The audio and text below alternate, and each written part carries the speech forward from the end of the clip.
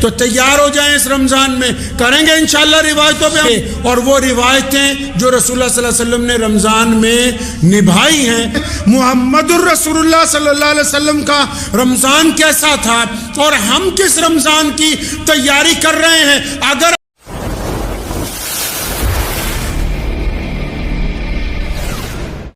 لیکن مسلمان جو ہیں پوری کائنات میں رسمیں نہیں نبھاتے۔ ہم رمضان المبارک میں اللہ اور اس کے رسول کی روایتوں کو قائم کرتے ہیں، اور وہ روایتیں اتنی امیر ہیں، ان روایتوں کی وراثت اتنی قیمتی ہے، ان روایتوں کے اوپر چلنا اتنا مقدس ہے کہ ہر بشر کے بس کی بات نہیں ہے۔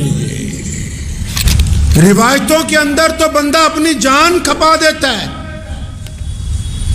تب کہیں جا کے روایتیں عمل درآمد ہوتی ہیں۔ محمد الرسول اللہ صلی اللہ علیہ وسلم کا رمضان کیسا تھا اور ہم کس رمضان کی تیاری کر رہے ہیں؟ اگر ہماری روایتیں ان سے میل کھائیں گی تو پھر تو ہم بھی رمضان کی تیاری میں ہیں، اور اگر پھر صرف رسم دنیا ہے، اگر صرف رنگ و روغن ہے، اگر صرف نئے کپڑے ہیں، اور اگر صرف گھروں میں صفائی ہے، اور اگر صرف بہترین کھانوں کا انتظام ہے، اگر صرف برتن ہی خریدے جا رہے ہیں، تو پھر یہ رسمیں ہیں، یہ رسمیں ان کو مبارک ہو جو نبھا رہے ہیں۔ ان رسموں کا اللہ اور اس کے رسول کے ساتھ کوئی تعلق نہیں ہے۔ رمضان ایسی روایتوں کی بات کرتا ہے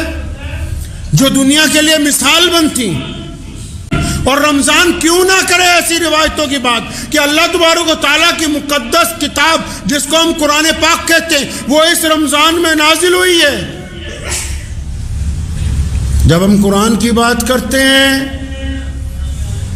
تو ایسا لگتا ہے کہ ایک روشنی کا مینار نظر آ رہا ہے جو ہمیں راستہ دکھا رہا ہے، لیکن اس کے ساتھ ساتھ ان ٹھیکیداروں کو دوبارہ یاد کرواتا چلوں جو دنیا میں اب نام نہاد ٹھیکیدار بن گئے اسلام کے، جو اگر قرآن پاک کو اگر کوئی غیر مسلم کچھ کہہ دے یا کر دے تو پھر شور مچاتے ہیں، اور رمضان المبارک سے پہلے ہی 3 دن کی تراویحاں، 1 دن کی تراویح، 2 دن کی تراویح، حافظ ریل کی تلاش کرنے کے لیے تیار ہیں۔ جو اسلام کی روایتوں کو اپنی دولت کے بل پر کہ ہم تو مسجد تک چل کے جا نہیں سکتے،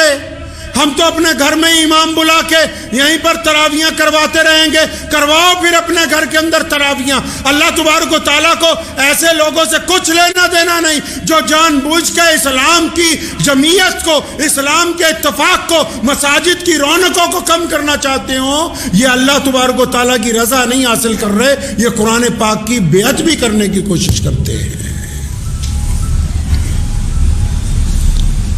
3 دن میں قرآن سننا ہے، اچھا جی باقی کے 26 دن کہاں جانا ہے آپ نے؟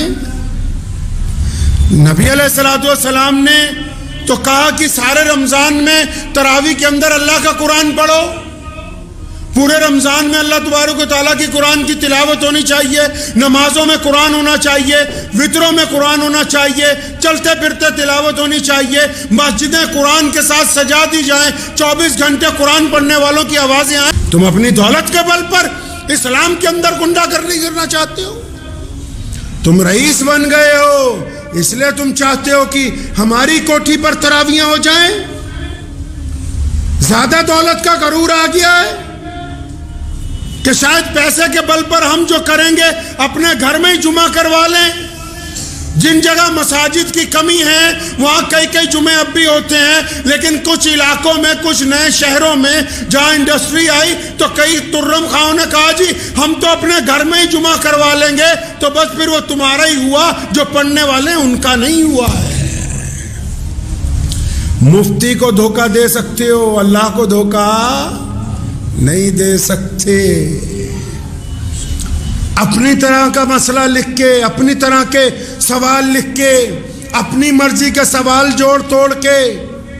اپنا الو سیدھا کرنے کے لیے کسی دارالفتاء والوں کو تو نعوذ باللہ کہیں نہ کہیں کمی بیشی کر کے گمراہ کر سکتے ہو، لیکن وہ رب جو دلوں کا حال جانتا ہے، جس رب کے کریم رسول نے کہا اور جس حدیث کو پہلی حدیث کا درجہ دیا، جس حدیث کو امام بخاری نے سب سے پہلے لکھا، جس میں رسول اللہ نے کہا او کما قال النبی علیہ الصلوۃ والسلام انما الاعمال بالنیات، فرمایا تمہارے اعمال کا دار و مدار نیت پر ہے۔ اگر نیت صرف اپنی شہرت ہے، اگر نیت صرف اپنی انا ہے، اگر نیت صرف دوسروں کی بے عزتی ہے، اگر نیت صرف اجتماعیت کو توڑنا ہے، اگر نیت صرف اپنی ڈیڑھ اینٹ کی مسجد بنانا ہے، تو تمہاری قسمت میں صرف وہی لکھا ہے، اللہ کی رضامندی تمہارے ساتھ نہیں آنے والی ہے۔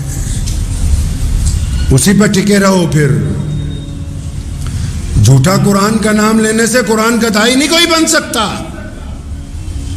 اپنی مرضی سے اسلام کو چلانا چاہتے ہیں کہ رمضان میں جب ہمارا دل کرے گا ہم ویسے تراویح کرا لیں گے، اپنا لب و لہجہ دستور محمد الرسول اللہ کا ہے، دین محمد الرسول اللہ کا ہے، قاعدہ محمد الرسول اللہ کا ہے، عمل محمد الرسول اللہ کا ہے، اور یہ قرآن محمد الرسول اللہ کا ہے۔ کوئی کتنا سے کتنا بڑا مائی کا لال کیوں نہ آ جائے، رسول اللہ کے طریقے کو تبدیل نہیں کر سکتا ہے۔ تو جن کو اور بھی شوق ہے لدھیانہ جیسے شہر میں یا کئی انڈسٹریل شہر ہیں کہ نہیں جی ہم تو قریب میں ہی سن لیں گے، حضرت عبداللہ ابن مختوم رضی اللہ تعالیٰ عنہ نابینا صحابی، آنکھوں سے نظر نہیں آتا، مسجد نبی صلی اللہ علیہ وسلم تک آتے ہیں، ٹھوکر لگتی ہے، گر جاتے ہیں۔ ایک دن کہا یا رسول اللہ اگر آپ کہیں میں گھر پہ نماز پڑھ لیا کروں، مجبوری ہے، پریشانی ہے، اور مجبور کے لیے تو حکم بھی ہے۔ تو اللہ کے نبی نے کہا بالکل ٹھیک ہے، مجبوری ہے بڑی، ابھی باہر بھی نہیں نکلے، جبریل آ گئے، فرمایا یا رسول اللہ کہتے ہیں آپ نے ان کو کیوں گھر پہ کہہ دیا نماز پڑھنے کے لیے، ایسے ہی لوگوں کی وجہ سے تو دوسروں کی بھی نماز قبول ہوتی ہے۔ یہ نزول قرآن کا مہینہ اس لیے ہے کہ اس مہینے میں قرآن کو پڑھا جائے، اس مہینے میں قرآن کو سمجھا جائے، اس مہینے میں قرآن پہ عمل کیا جائے، اس مہینے میں قرآن کی روح کو سمجھا جائے، اس مہینے میں قرآن کے کہنے پر چلا جائے۔ اور اگر صرف پڑھ کے صرف 10 دن میں 5 دن میں فارغ ہو کے بھاگنا ہی ہے تو یہ کوئی بندہ اس کو قرآن کا داعی نہیں بن سکتا ہے۔ کیا کہا قرآن نے؟ قرآن نے کیا کہا؟ اگر یہ رمضان آ گیا تو پھر لے آئیے کچھ ایسے لوگوں کو جو مسجد میں کم از کم ایک رکوع کا روزانہ ترجمہ کر کے آپ کو تفسیر بتا سکیں تراویحوں کے بعد کہ اللہ کا قرآن کہتا کیا ہے۔ اللہ کا قرآن بار بار کہتا ہے کہ جس اولاد پر، مال پر، اس مال پر جس کے ختم ہو جانے کا تمہیں خطرہ ہے، تم اس کو لے کے رب کو چھوڑتے ہو۔ اللہ کے قرآن نے کہا عورتوں کو کہ اپنا چہرہ ڈھانپ لو، لیکن اس سے پہلے مردوں کو کہا کہ اپنی نگاہوں کو نیچے کر لو۔ اللہ نے قرآن میں کہا نمازیوں کو کہ یتیم کی عزت نہیں کرتے، تو خراب ہیں ایسی نمازیں جو یتیم کا احترام نہیں کرتا۔ اللہ قرآن میں بار بار فرماتے ہیں کہ چگلی مت کرنا، کسی کے عیب مت تلاش کرو۔ قرآن میں بار بار اللہ تبارک و تعالیٰ کہتے ہیں کہ جاؤ غریبوں کی مدد کرو، مسکینوں کی مدد کرو، ضرورت مندوں کی مدد کرو۔ قرآن میں بار بار کہا گیا کہ جھوٹ کے قریب مت جاؤ، زنا کے قریب مت جاؤ۔ اب اگر قرآن پڑھیں گے ترجمے کے ساتھ تبھی پتا ہوگا کہ قرآن کہتا کیا ہے۔ تو ذہن نشین کر لیجئے اس بات کو کہ ہم نے رسم نہیں نبھانی اس مرتبہ، ہم اپنے کردار سے روایتیں نبھائیں گے۔